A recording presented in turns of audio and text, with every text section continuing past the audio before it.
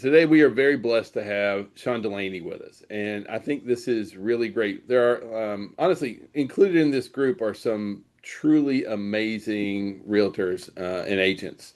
Some of you guys have a wealth of knowledge, and one thing that I'm very blessed about is that Sean has been a top producer for years. Sean is constantly a top producer. He's been doing it for a long time. And he also is one of these guys that is very willing to share. He's very out front. Like I hate to speak for you, Sean, but like he's very helpful. Like if you put questions into our helpline, sometimes Sean's going to jump in and answer on that. He will basically give you the shirt off his back. He's going to tell you exactly how he does things, and I think that's so beneficial for us to be able to surround ourselves with folks who are performing at a very high level. There's something about like if you fly with turkeys, then you tend to hang out with turkeys. When you start soaring with eagles, then you become an eagle yourself. So, having someone who's willing to share, and if any of you guys would be willing to share, we'd love to have you kind of come on here and speak. And so. It's like my big intro there for you, Sean. I'm going to let you take it from there, but Sean's going to be talking about business, how he goes about his day, the systems he uses, those kind of things. And then, Sean, I really appreciate you being willing to share with our group that kind of stuff. So it's just great to be able to learn from you. Cool. So, All right. Like I told you, I'm not an expert at doing Zoom meetings. Believe it or not, I don't do a ton of them. I know we did them a lot back in COVID, but since then I haven't done a ton of them. But is there something you want me to do, or am I good just to start talking? Or oh, you're good. This is your okay, show, so we're okay, here to follow along. So, all right, cool. So we have our team meetings and things like that, and there's a lot of stuff that I've covered and going over those, but I'm looking at this who's on here, and I don't think most of you guys have attended the team meetings I go to, so I don't think this will be repeat. So I'm happy for that. But something I had mentioned to Dana Sparks was, like iron sharpens iron. And even though I've been doing this, say, 20 plus years and I've had some success, you always got to get sharper. We always want to improve and we always want to be better to help our clients. One of the things, you know, maybe you guys pray to is, you pray to be a good father, a good husband, a good friend, and a good real estate agent and help somebody today, right? And I think when we just focus on that, it all works out. And I come from nothing as a quick background. I grew up in Minnesota, went in the Navy. After that, went into college, moved to Florida, and then I guess they call you a halfback, even though it's not halfway. But we came up to Georgia, and what brought me here is I was doing some like traveling work, and one of my buddies moved here. They went to church. I went with them, had an amazing experience, and here I am. So um, I'm not your traditional Christian. I love rock and roll music. Going out, I'll drink a beer or two. Um, but I'm always integrating Jesus into my work and stuff. And I think I just be authentic and I stay humble. And I think that helps me, having personal skills, things like that. Um, but what I wanted to share with you guys was just a few things that I'm doing. And what I was telling Dana and I was hoping to do is kind of have a round table. So like, later if people want to say, hey, this is what I do, or, things, because I looked at what do I need improvement on? And I need to improve my videos. I know a lot of people are doing fancier videos and things. I don't know if you guys have a video presentation of your listing presentation or your buyer presentation, or if you guys use what's that software? I stopped using it, BombBomb. Um, I've gotten leads where I've told people like, "Hey, I'm Sean," and I sent it in a video versus just a standard text.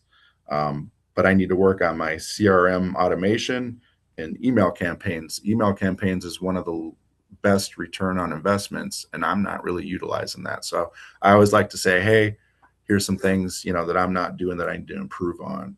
Um, Being a top producing agent doesn't mean you have it all together. So if that is reassuring to anybody, I'm an artist, so that might explain a lot. But as far as some of the nuggets that I wanted to share was on my listings, um, I'm finding that when I go to list a property, and I'll kind of go backwards with a few things, but I just wanted to get some key points out. the coming soon campaign, the launching to going live is really important if you can do it. Sometimes that's not an option, but you really want to try to, if possible, have at least a week or 2 weeks if you can. As soon as you can get that listing agreement, if you can start a coming soon campaign. And how I do my coming soon campaign is obviously a coming soon sign in the yard, but then also on social media like Marketplace, put coming soon, obviously into the MLS, FMLS, on yard sale sites, things like that, just to get the coming soon. The other thing is when I go live, I like to go live like on a Thursday and then have an open house on the weekend. And then in the events for Facebook, I don't know if you guys use events, but that's where I'll go to look like, hey, like what's going on this weekend if my wife and I want to go on a date night. And I realized, wait, I can put my open house in this event and pay maybe $5 and it goes out to like 7,000 people. And I was just like, oh, wow. So just good return on investment. Um, as far as I signed up with homes.com, I pay them $225 a month. I don't know how they do the pricing because I think it's different for everybody. So I think they might look at like how many listings you have and what your activity is. Um, but why I did it wasn't to get leads, but to have a service for my sellers to say like, hey, just so you know, I partnered with homes.com and this is what they're doing. And this is, and I can kind of go over that more if you guys want, but did you know that they sent out a hard copy book or some sort of, not a hard copy, but a book out to all my clients that when I signed up saying, hey, Sean's doing this. So all of a sudden I'm getting random calls from my sellers saying, oh, Sean, thanks. We noticed you're doing this. And then I was talking to an agent and he said, Sean, they sent that same book to my client and I'm not doing homes.com saying that I should be doing this. And I was like, oh, those sneaky sneakies. But what I liked about it for the 225 is majority of all my listings, unless they're somewhere that they just don't cover just yet, they're getting a Matterport tour. So Matterport tour is that 3D, type tour. They're also doing floor plans. Now I use Kubacasa. I don't know if you guys are using Kubacasa. It's free through Georgia MLS, FMLS. But I do the floor plans there as well. But what this is helping me with is when I go on my listing presentations, I'm able to show them like, hey, here's, they've got a listing presentation that you can use where it takes their picture of their home and it puts it into all this marketing, if you will, and it just looks impressive. When I sign my people up on the system, it automatically sends them every Monday morning a follow-up saying, hey, here's how many people looked at the site. Here's how many people looked at the Matterport tour. Here's how many people put it as a like. Here's how many people shared it. So even if I didn't do anything with my sellers, it's automatically sending them something. But I also like to do, I tell my sellers I'm going to contact them at least, once a week. I do it twice. That way, just to try to overdo what I promise. So I like to call them on Thursdays before the weekend, seeing if we need to do a price adjustment or anything, and on Mondays after the weekend, especially if there was any activity. But I send them a don't fire me email. It's not saying don't fire me, but this is something I think I got through the Tom Ferry group. But it's just saying, hey, here's what's happened. Here's who showed. Here's any feedback. Here's how many people looked at it. Here's what's happening in your neighborhood. I found that me having to do this is making me a better agent because I'm actually doing what I should probably be doing anyway, which is going and checking the market and saying, oh, well, what sold in their neighborhood or in their area and why did it sell? What was better about it? Why did the buyer pick that versus ours? And then I can convey that to them. Because even if you're working really hard, if you don't call your seller and tell them this, how do they know? Because you don't want to be the agent where a month goes by and then they're like, what are you doing, Sean? So as far as if a listing is getting stagnant, and I think we've all experienced that, um, you guys might have a different opinion on this, but what I do is when I list my homes, I list them for 4 to 6 months, and I put all of them to expire on the 15th. Back when I worked under Dave Kubatz, he would sell like 200 homes a year on his team. I was part of his team. He was my mentor. we would just put all of our listings to expire on that same day so that one never got forgotten and got missed, and get the dreadful call, why are people calling me saying my house isn't on the market anymore? I know we have technology now that sends us several reminders saying your listing's about to expire. And if, say we only have half a dozen listings, it's not that hard to manage, but it's just a practice that I've just kept using and following along. As far as when I put it in the MLS, though, I only put it in for 30 days. So whatever the next 15th is, I put it for that day. If it's been in the market for 30 days and nothing's happening, or I'm just not liking it, or we haven't done a price adjustment, I might consider a refresh. And what I mean by that is, say it's going to expire on the 15th at midnight.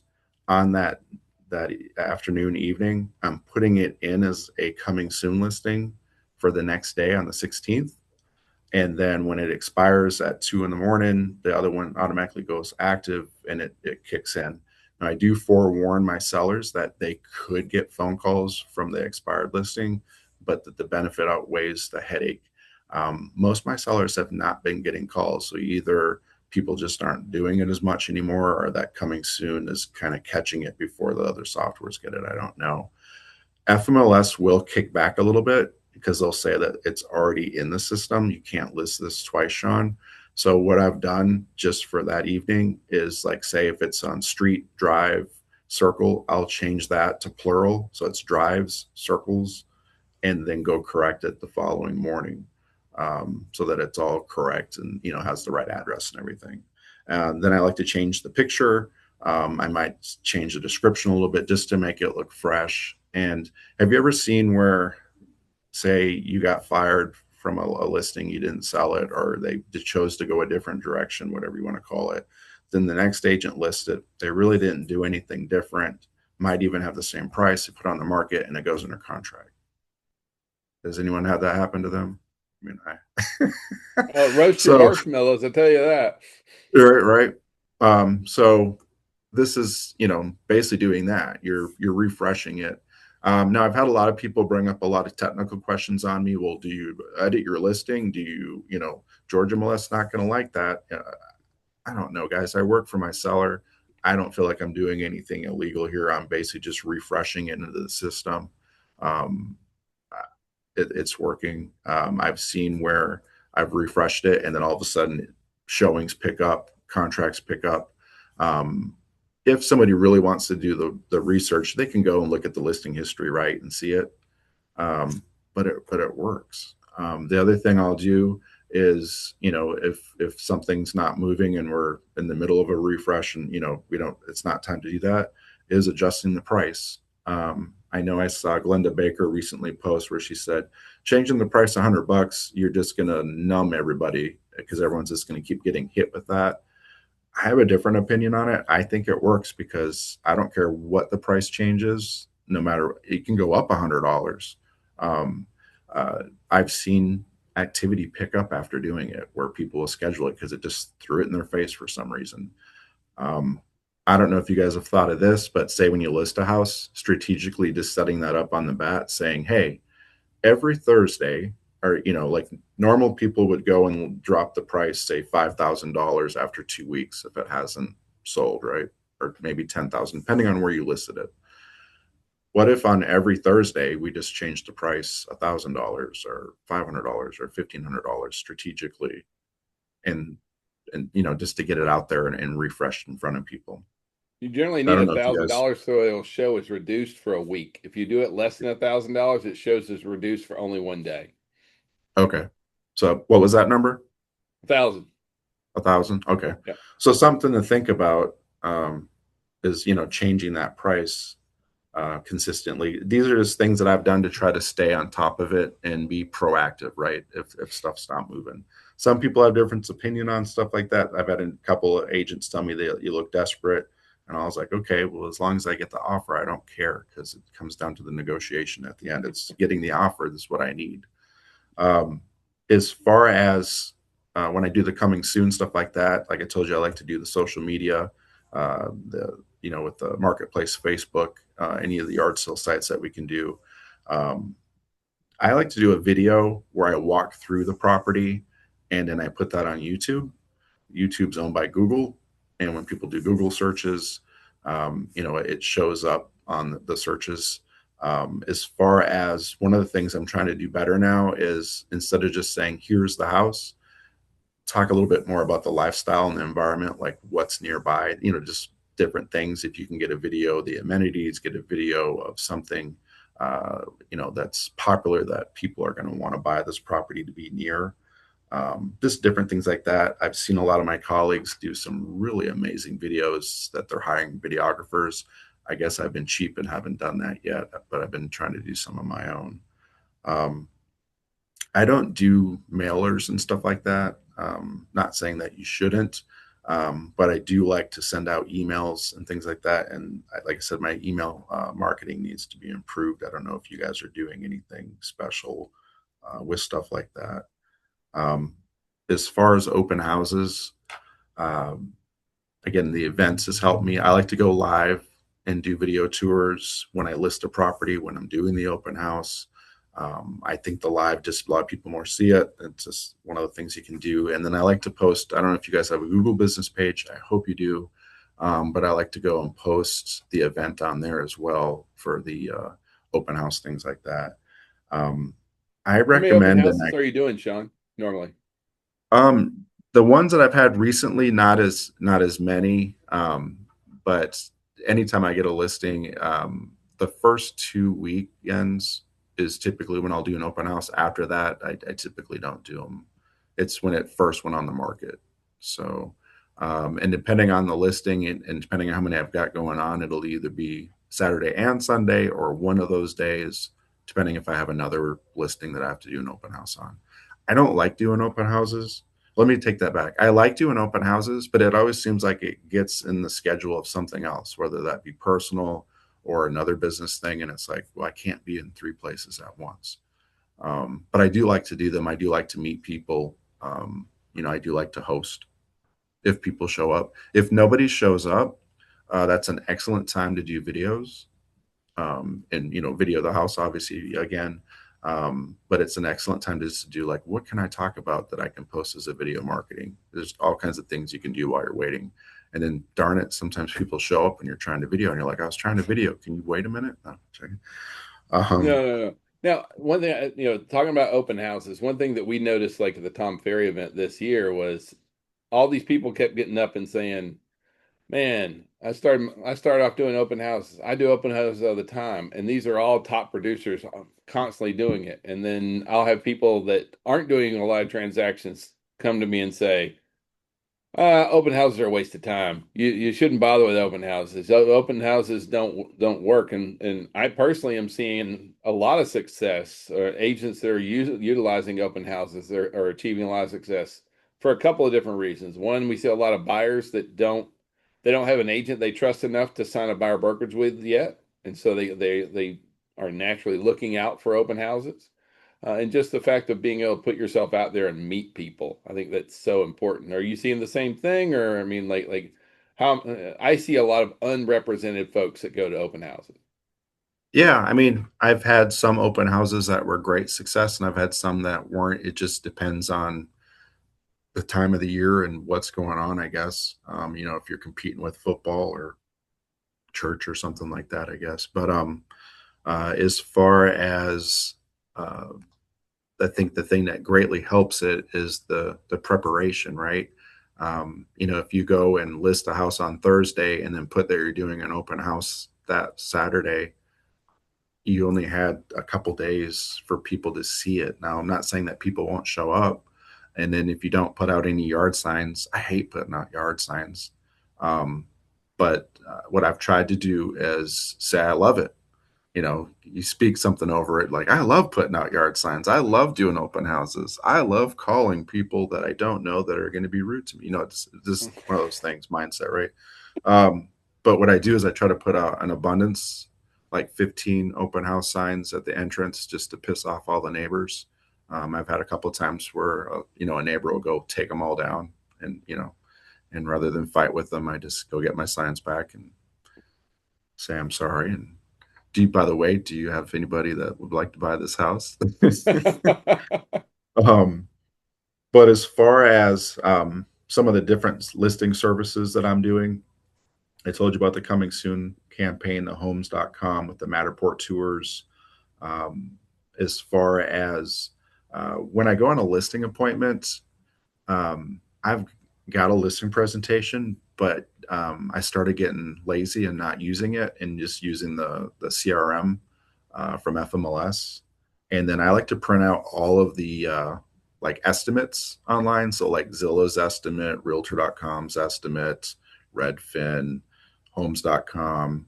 Homes.com also gives me their CRM version, but I don't think that those AIs do a really good job of picking accurate comps. I think they just pick stuff all over the place. And it's like, Yeah.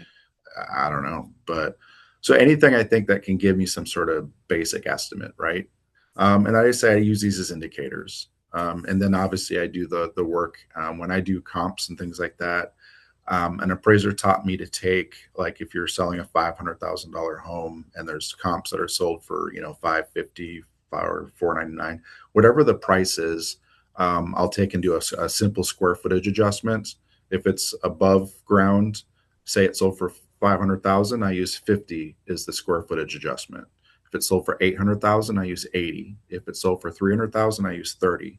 If it has a basement that's finished, I half that. So if it was 80, it's now 40 for the square footage in the basement. If it was 400, it's 20. And then if it's unfinished, then I half that, where it's like 10 or 12. Now you can tweak that a little bit if you want, but that's something that was taught to me. And then I'll do adjustments like for bathrooms. For a full bathroom, I'll do 10,000. For a half bathroom, I'll do 5,000. If it has an extra car garage, I'll do 10,000. If it's missing a car garage, I'll do minus 10. This simple adjustments. Then I'll look at granite counters, not granite counters, 5,000. And then I tweak all of them and come up with my adjusted value. Then I take the 5, 7 comps, come up with an average. So I'm going over that. And most all the sellers say that they've never seen anybody do that. So I don't know what you guys do for comps. But just clicking on the quick CRM and it comes up with an average, you can't use that number because that's, it's taking in all the different things. It's not taking into effect all those different things. Um, and then as far as when meeting with people, I have to send them, I call it like a pre-listing uh, uh, packet. But I do need to do a video and I just keep stalling and not doing it. So I think if we were all good, and hopefully some of you are, sending them a video presentation of what you're going to talk about, it just makes the presentation a lot easier, especially if they've already seen it.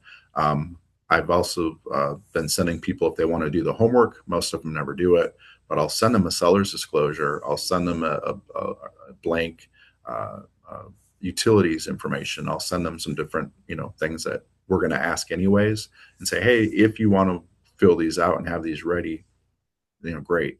Because when you're meeting with people, they've never met you before, so they might not want to commit to you and do all that stuff yet. But at least if you sent it, then they already have an idea on it. Didn't you guys do that?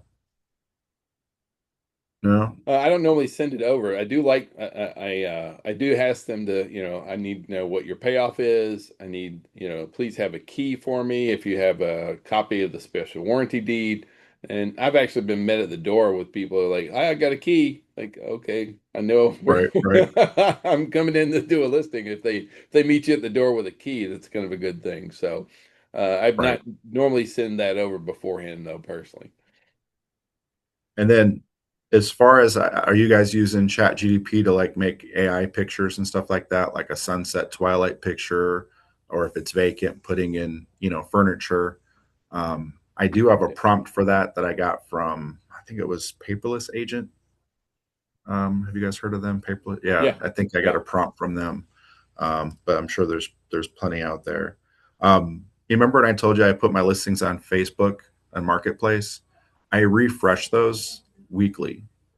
So, like, okay, if people are going to look at them on the weekends, most likely, or in the evenings, like Sunday evening, a lot of people are on social media, so that's a great time to start hitting people with things. But I like to do mine on like Thursday, Fridays.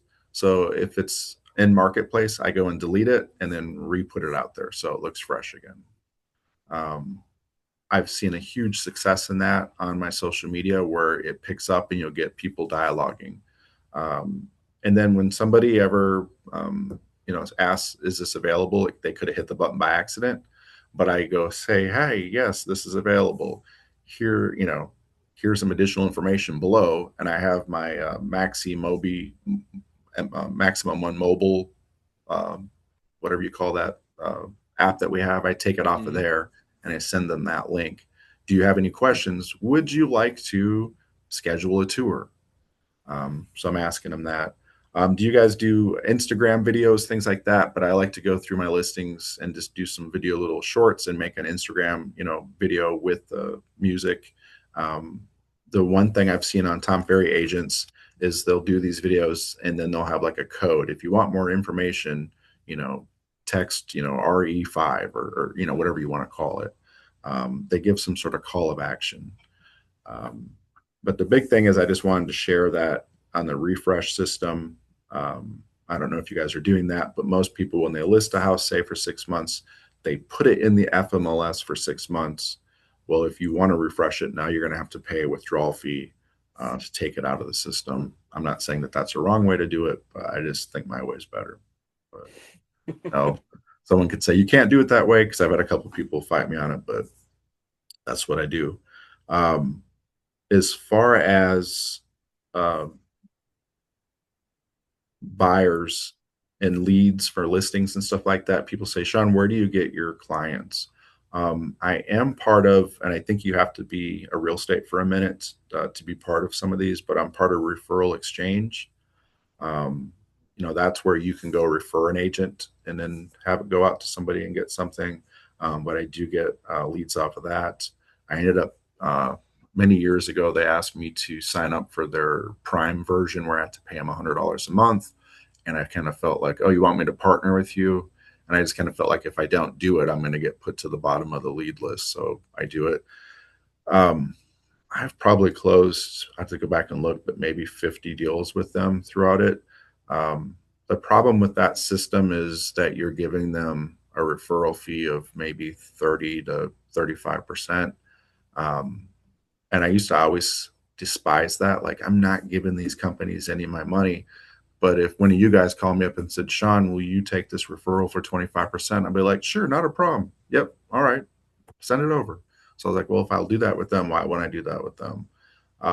So it's, especially if you're not busy, if you're, overwhelmed, maybe you don't need this, but it's just a way to fill in. And then also with HomeLight, I'm part of that referral network. I'm not part of Zillow anymore or any of that. And then as far as I've gotten a lot of referrals through agents. So I think letting agents know who you are and where you work. I mean, there's 1,600 agents in Maximum One. So I've told several times to different agents, go on our Rockstars site and say, hi, I'm such and such, and I work in these areas. If you have anybody you don't want to work with or want to send my way, I'm happy to do a referral. I know maybe Maximum One doesn't want us all posting that like over and over and over again, but you got to put it out there. We got to know who you are. And I think doing a video and saying that is more important because, like, everyone sees your face. They're going to get to know you and say, oh, yeah, it's just that consistency, right? Um, but the number one place I get most of my buyers and sellers from is through, my sphere. That's my best return on investment. Relationships. And how do I keep in contact with them is I have the Lofty account. I never switched over to Bold Trail. I had it all set up when they first started it, and I got scared because I was like, okay, I've got 10,000 contacts.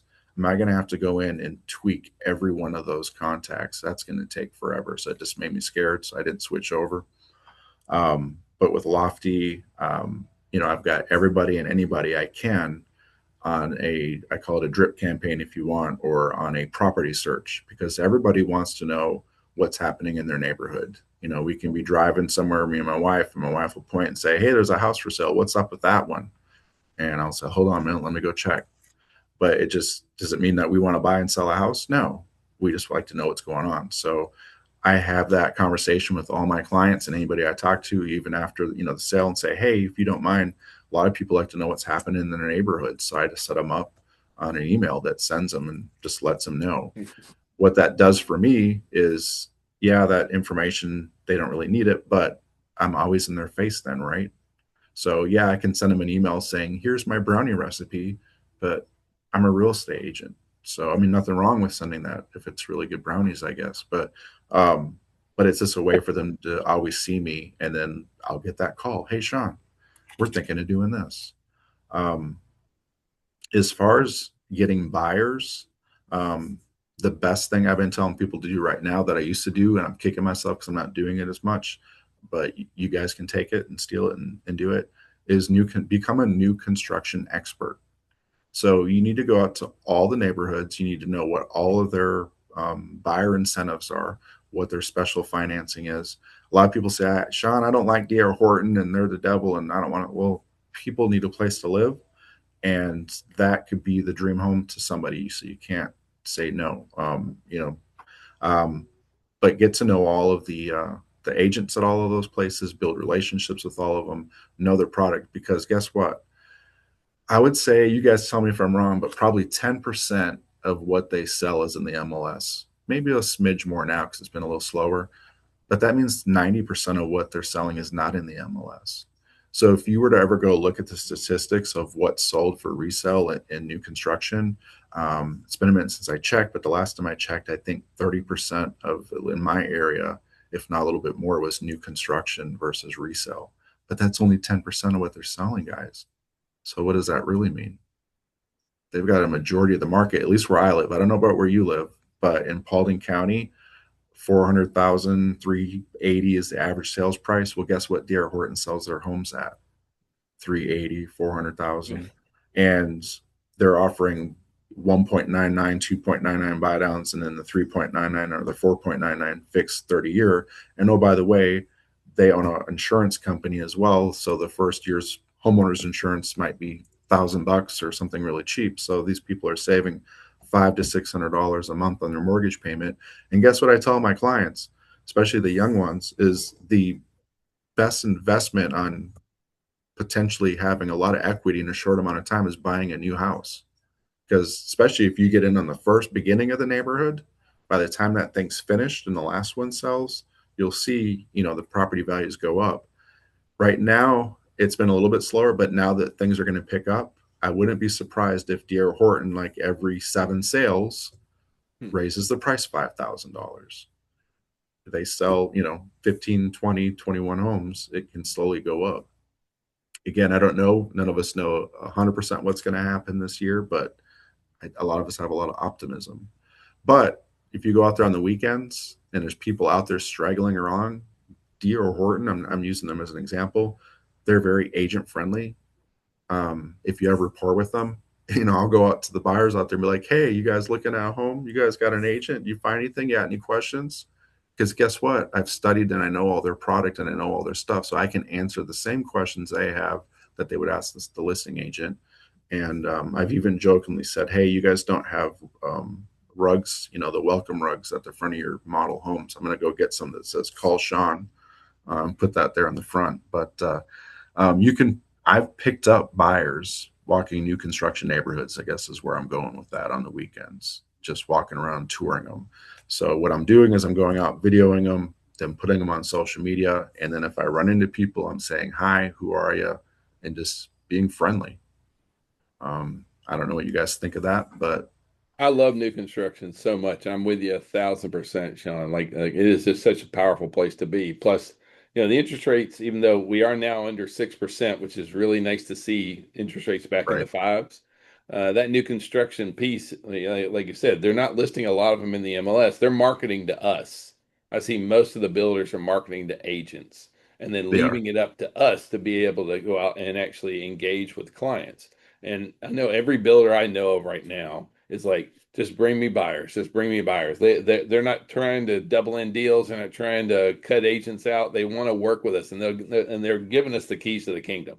Come film, come video. I got an email from one just this past week who said, hey, do you guys want to come do some open houses here, that kind of stuff? So like, I think open houses is a really great opportunity for those agents who are going to do it. But like you said, it's still kind of old school real estate. you got to go talk to them, see what kind of incentives they're offering, and what kind of, what's going on with mortgage rates, these kind of things.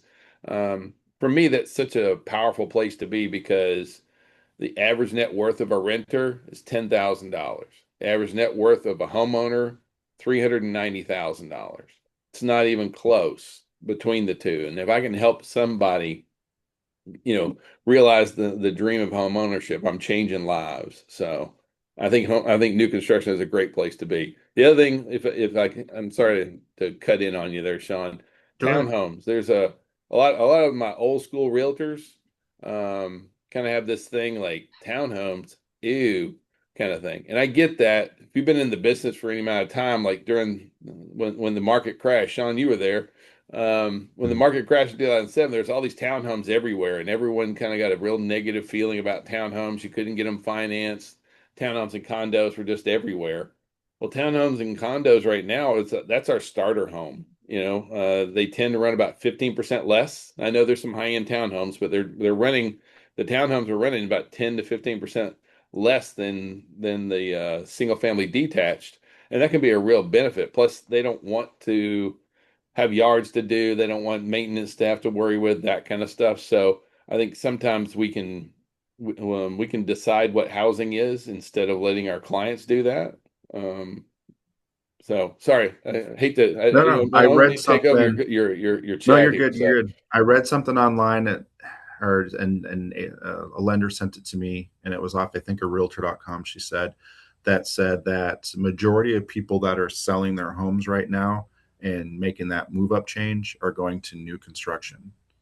And that's probably more accurate even for Georgia because we build more new homes, I think, than most other yeah, states do.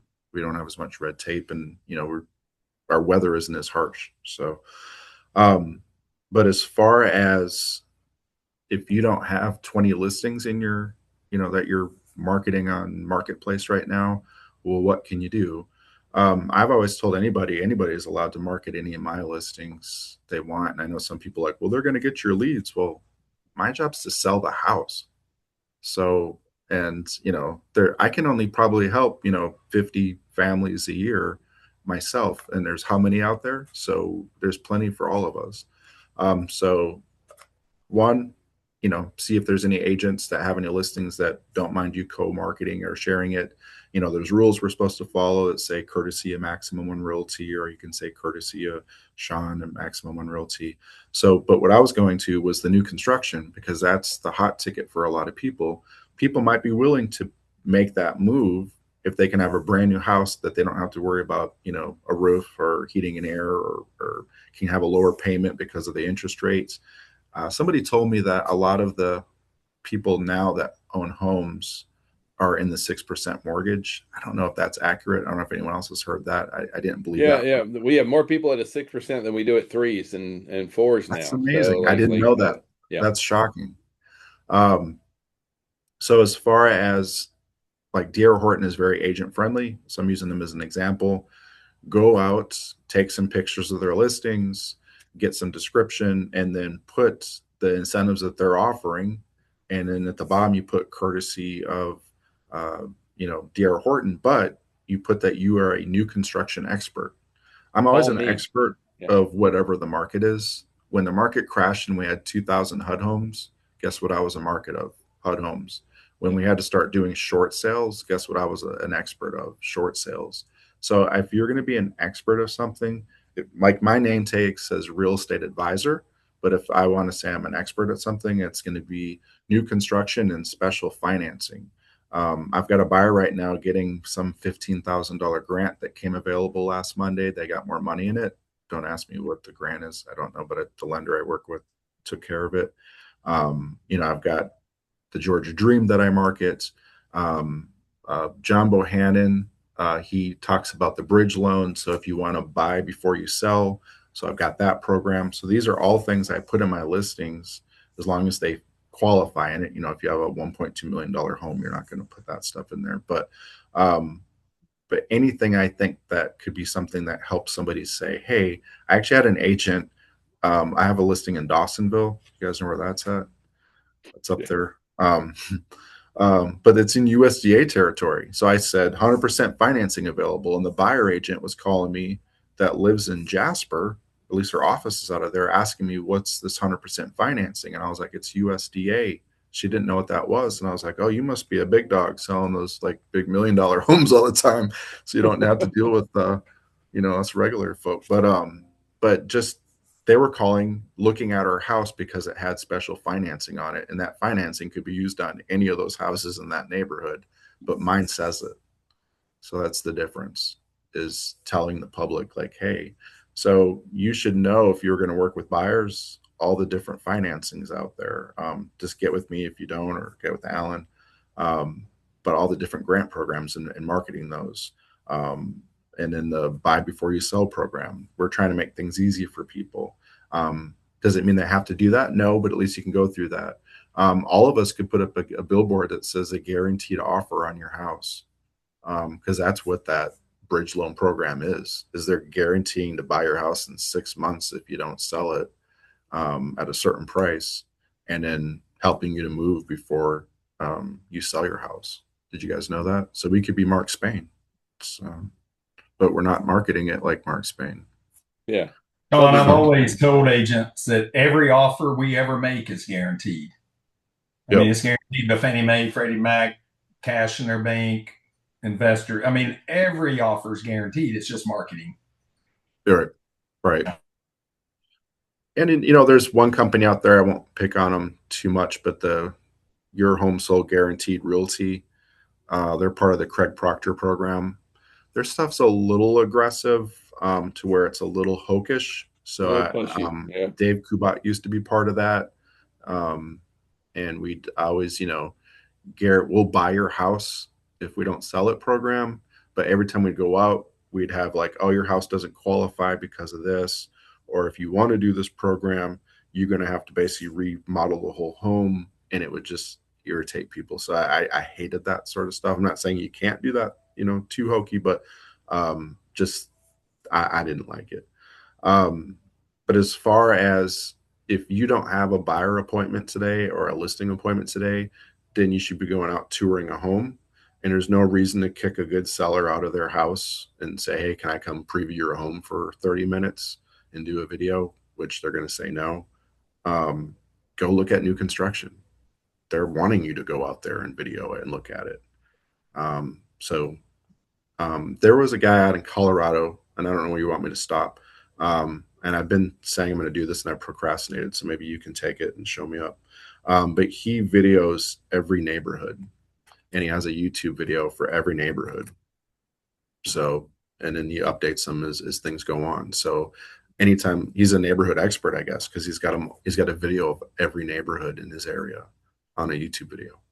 And it's just hooking up your phone on the dash cam and driving around recording it and talking about it. So yeah, I mean, like when you can be the subject matter expert, people, especially on YouTube, they'll do a lot of research about an area, neighborhoods, that kind of stuff before they buy. And if you become the subject matter, you're the one that they reach out to when it's time to buy. So I think it's, like just making a video a week like that just will blow your channel up. The last thing, I don't know like how long you want me to go, but the one thing that I'm doing better now is the night before, just spend 10, 15, 20 minutes. Like, what are you going to do tomorrow? Because the problem is most of the time we come in and then we get here and we're like, all right, what am I going to do today? And you start making your list, which is fine, but that might take an hour of time that you've now wasted. Just last night said, okay, what's important tomorrow? And it also might prevent you from missing something that you forgot about. Like, oh, I've got this big appointment tomorrow and I totally forgot about it. Let me get prepared for that. I know family time and all that's important, and we need rest too, because it can get exhausting, but just spending just a few minutes saying, what's my game plan tomorrow, can help tomorrow be more productive. Plan tomorrow before today's over. Yeah, I'm with you 1,000%. Hey, Alan, is there anything? I don't want to waste you guys' time. What's up, buddy? I'm sorry, Sean. My name is Eric. How you doing? Doing good, brother. How you doing? Cannot complain, man. I'm new to the game, and I just wanted to say thank you for all your knowledge. But I wanted to chime in on your plan. We call it the POD, the plan of the day. and I Yep. got a lot of things going on, and I can't say it helped me kind of structure my day for the next day. Yep. That was That's it. good. I've got mine set up where it's 6:30. I get up. I'm at the gym like 7ish. I want to be to the office by 9. From 9 to 11, I'm doing my 554 where I'm looking to talk to 5 new clients. Um, um, uh, Follow up with 5 past clients, or call them clients now, and then 4 where I've got 4 that I'm working in progress that need follow up. And then 11 to 12, I look at emails. I don't eat lunch, but that'd be your time for lunch, I guess. And then as far as I like to do my appointments 1, 3, and 5 if possible.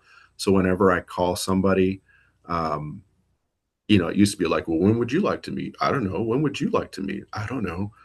So I already have it structured like, hey, would, tomorrow at 1, 3, or 5 work for you? And I'm always trying to pick the next soonest day, because if something happens and their schedule changes, then we can go to the next day or the following day. If they want to meet on the weekend, I'm trying to meet on the Saturday. Um, when my kids were little, Sundays were precious to me. Now that everybody's older and stuff, I have a little bit more flexibility in my schedule. So everybody's schedule can be different, but you want to try to structure it. And then the one thing I used to do Tom Ferry coaching that's really important is you got to put your personal stuff in your calendar too. Like I actually have date night with my wife on my calendar, because they asked like, you don't have that in your calendar? Well, no. Well, isn't she important to you? I was like, well, yeah. Well, why isn't it in your calendar? If it's not in your calendar, it doesn't exist. And I was like, okay. So I don't know if you guys have a structure that you're using. Those times might not be best for your schedule, but try to pick, okay, when would be the ideal time for me to go on appointments, and then offer those times and see if they pick one. If they say, well, that's not going to work for me, Sean, can you come at this time? Then you can make that adjustment. But at least if you pick what works best, for you, and your schedule, then you can better do that. If that makes sense. And then, Yeah. like I said, if you don't have an appointment today, then go tour a home.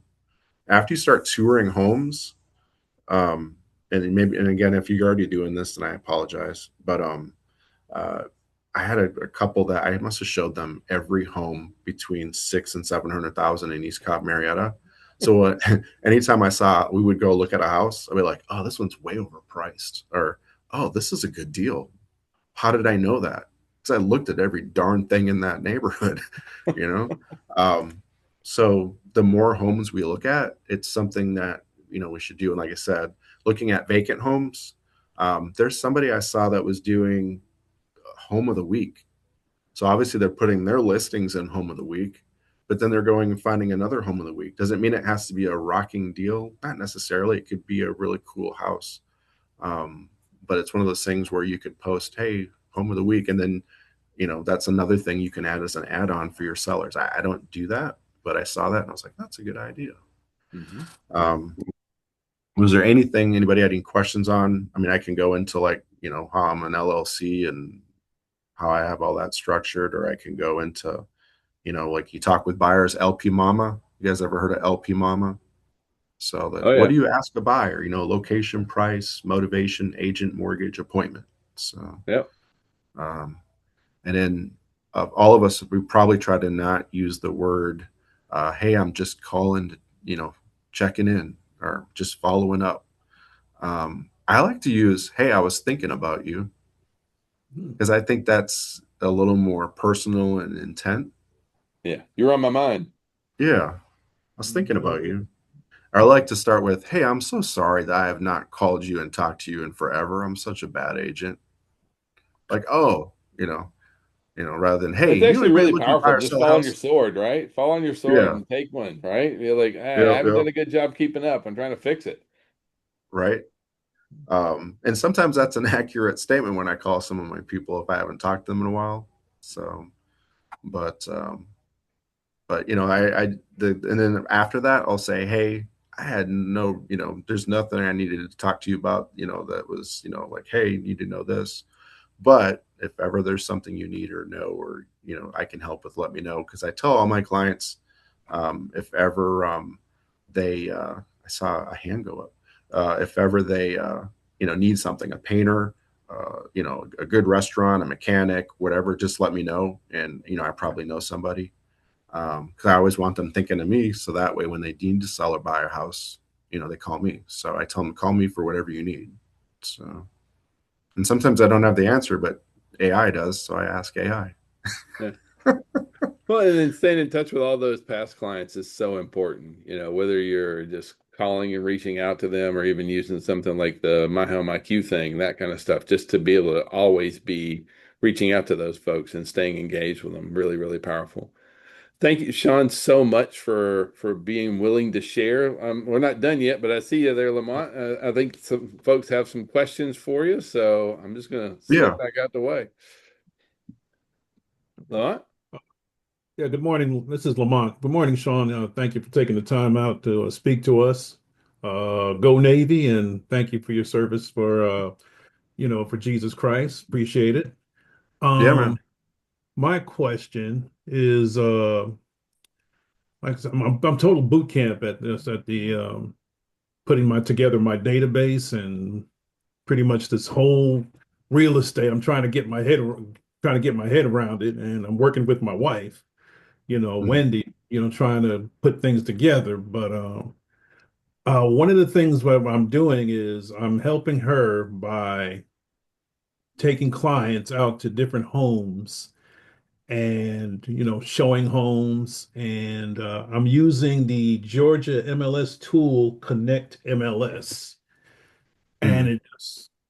it's hard for me to. I mean, I even though I look at the tutorials, I still have a hard time getting a grasp on this tool. It seems like a pretty good tool, but I'm having trouble, putting the settings together. And I just wanted to know if maybe you have any tips, or is there a class that's coming up anytime soon on how to operate this tool? Yeah. I know Georgia MLS, back when they started their whole transaction desk and Athenasign and stuff like that. I took that class years ago, and it made me, because I've always been an FMLS person, but it made me switch over to their document system because they were the first one to have e-sign. I know they have a new system that they just started, and I honestly have not even dipped my toe in it yet to check it out. But I would check first with Georgia MLS and see what they have for classes, um, just because they're one of the best. If there's something in general, I mean, I don't have a problem sharing like, hey, here's how I do it. But I know my Georgia MLS, I went into the template section under transaction desk, and I make every year a listing package and a buyer package. And then I go and I pre-fill out everything that's kind of a standard. So it's already ready. So when I go to start a document folder, I think is what they call it, a transaction, I'll label it whatever the property address is. And then I go in, whether it's a listing or a buyer, I attach whatever package I made the template for. And then, I don't know if you're familiar with the wire disclosure and the business affiliation disclosure, but those are documents that they want signed with everything too. So I have like documents like that are in with my transaction desk templates that I can include. So it's like all pre-done. And then what I also like to do is I like to print uh, packages out for listings. So like I have a folder. My handwriting's sloppy, so I try not to use this method. But I have pre-printed listing and packets that I've made with different things in there, as far as that go with my packet, as far as like guarantees and disclosures and what have you. So I can go on any appointment. Now for buyers, I don't do a pre-type that signing on a hood of a car isn't necessary with the e-sign and all that. But I would start with Georgia MLS because they have a ton of stuff. It's just a matter of finding where that resource is, because I think them and FMLS have like a whole video library of different stuff. I don't know if that Well, you're answers exactly your right. question. You can see they have self-paced. They also have online classes, and then I think they're teaching in one of our offices on the 19th coming up this month, Lamont. They just taught in McDonough last week. So like we have them come in and teach. You can catch it online, or there's some self-paced stuff on there too that you can grab on to, Lamont. And Okay. I'm not a Zoom expert, but I did see some hands going up. So I apologize if there's somebody I missed. I think I saw something that said about putting in the prompts that I have for AI. So I'm happy to share those. I did share some of that stuff on Rockstars already. of like how to do, a digital AI photo for your listing prompt. That's the main one that I use. Yeah, if you want to send it to me, I'll be glad to email it out. Or if you just want to put it in Okay. Rockstars, I mean, like you guys, everyone should be able to jump in Rockstars on Facebook, and so it's whatever's easiest there. If you're not using Rockstars on Facebook, I recommend go checking it out. And then in the Facebook Rockstars, there's a search bar, and you can type in there like, prompts or, whatever you're trying to find information on. And it's not, depending on what you ask, it's not always going to pull it up, um, but a lot of people don't utilize that. Right. But I can share that for sure. All right, who else has questions for Sean? Anybody else need anything? Hey, Sean, I'm sorry, Lamont again. Hey, Yeah. I kind of like the cut of your jib there. I kind of, I don't know if that's the right word. I don't know if that's correct or anything, but if I wanted to reach out to you, I mean, what's the best way to reach you if I have any questions? Yeah. I can give you my phone number. You ready? It's 770-378-7994. And then I'm also part of the Maximum One support. So if you put an email out there to everybody, I try to help whoever I can.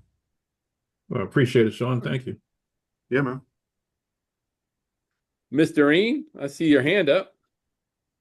Hello, just a quick question. Could you repeat the LP Mama acronym again? Yeah. So for working with buyers, things that we try to think of for, is LP Mama. We want to know, well, what location, are you looking to purchase in?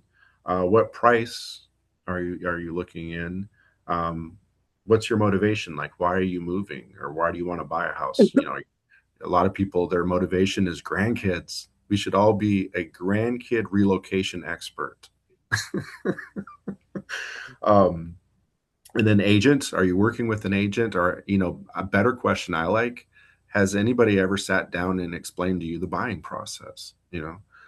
No. Well, that's working with an agent who's, working with you. And then mortgage, if you're not paying cash, do you already have a great mortgage company that you want to use? Because I have several. And by the way, there's all these different programs. And then the appointments, setting up, if you're not already meeting in person, setting up an appointment to meet. I was talking with Alan about this.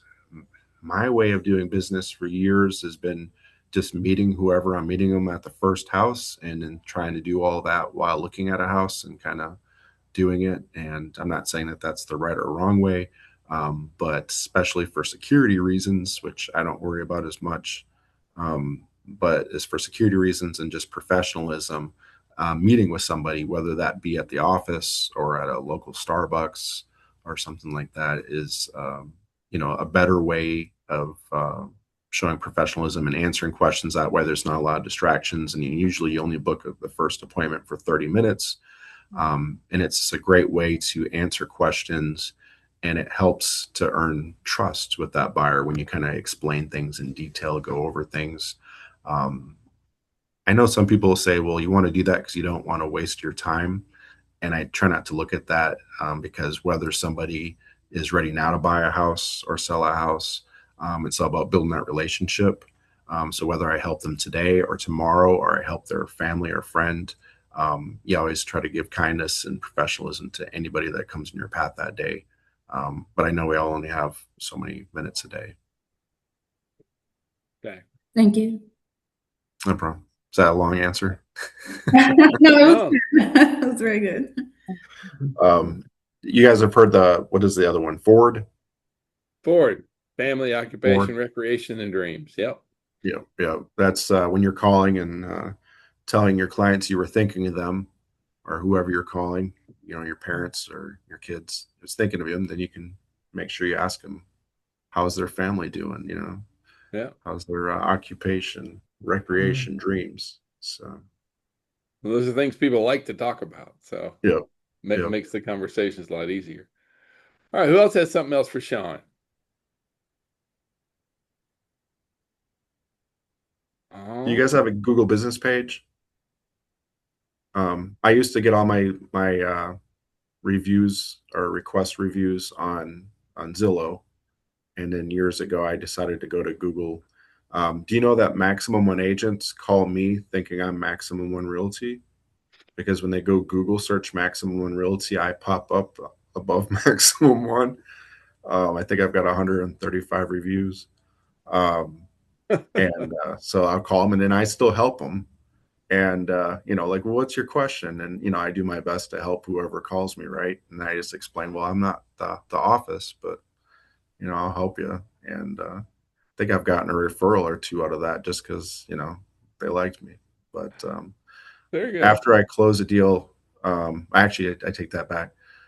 Before you close on the deal, I ask my client, if they're happy with my service or anything I can improve on, please let me know. But, how I feed my family, I have no shame in game saying this is how I feed my family is helping people like you, and how people find me is like on places like Google. So if it'd be so, honored to me if you would go and give me a review on Google. I had one time a client said anytime her people ask her for a review, she gives a 4-star. Now I was a 5-star in her book and I did an amazing job selling her house, but because I asked, she gave me a 4. Otherwise everyone else gave me a 5. But anywho, I like to ask for the review before. What happens after we close is they're no longer our top priority anymore, right? Because you're helping your next client. And unfortunately, we're no longer their top priority either because they're moving on and doing the next things in their life. And that's just part of life. So you try to get that review before you're done because people get busy and, it's nothing personal, but they might forget you. I've had people that I did amazing work for and I just never got the review, you know, and then people you work with, if you enjoyed working with another agent and co-oping with them or a lender did a good job, go give them a review and say, hey, if they want to, return the courtesy, they can give you a review on Google as well. So on Yelp, I found that if you ask for reviews on there, Yelp, if they feel it wasn't organic, they become invisible. So Yelp kind of pissed me off, but excuse my language. But so you got to be careful with Yelp that you get them to organically go there. You don't like share a link to it because it picks that up somehow. But yeah, but that's how I get a lot of leads is through Google. Just because people see my reviews and I'm showing up. And then if you post consistently on your Google business page, at least, something at least once a week, just letting people know. They say use Google like brushing your teeth. If you could post something on there once a day, whether it be getting a review or posting something that'll help versus going and getting 30 people to give you a review in one day. I don't know. What you got, Alan? No, I think you're exactly right. One thing that we see is a lot of times agents talk themselves out of using their Google My Business account because you don't get much feedback on it. Like you'll see that you get phone calls, you see that you start getting emails, people start making appointments on your Calendly and that kind of stuff, but it doesn't give any kind of immediate feedback. They're not commenting on a post, doing things like that. But if you post the same thing that you would put on your Facebook business page or LinkedIn or anything else, and you still keep putting that out there, Google's looking for you need to keep at least 4.5 stars and be posting consistently out there because they want to find that hyper local agent. Right. Yeah. And then the whole AI thing is still new to me, right? And then new to all of us. But how to show up on AI, I don't know if you've checked into that, Alan. I have not. So yeah, well, the thing is, most of it is the same thing that we're doing to show up on Google. About the only thing that's different, there are a few other sites that you do want to get listed on. You already mentioned one of them, Home. I mean, there's several of like we don't normally traffic them that much, but I can send that. I can put that into Rockstars too. But there's a list of places where you do want to make sure you have an account set up. But most of it is the same thing that you would do to be found on Google is the same thing that you would utilize to be found on AI. Right. And then everybody should have all their stuff consistent or have everything, like have a Facebook business page, a Google business page, have your Zillow accounts, updated, your homes. The only thing they do recommend for AI is to try and be consistent with your name. I know that some folks is like, Here, I'm Al does real estate. Over here, I'm Alan does real estate. Over here, real estate by Alan. So if you can try and be more consistent on the name across the platforms, it tends to Right. they can find you easier. Right. All right, anybody have anything else for Sean? We've taken up a good piece of your day, and Sean, thank you for all your time and sharing with us all. So does anybody have No anything problem. else? Thank you, Well, Sean. I hope I didn't That was waste very anybody's good. time. So, No, that was very good. Thank you. Yep. all right. Sir, Sean, thank we you. really appreciate you. You guys, if we can be of any kind of service, if y'all need anything, hit me up, hit Neil up. And Sean gave you his phone number, so he's on the hook too now. So thank you guys very much. We love and appreciate you all. Please have a wonderful week and go out and get it done. Get a win. That's it. Bye, Thank guys. you. Bye. Have a great day. Bye. Thanks, Debbie. Bye-bye.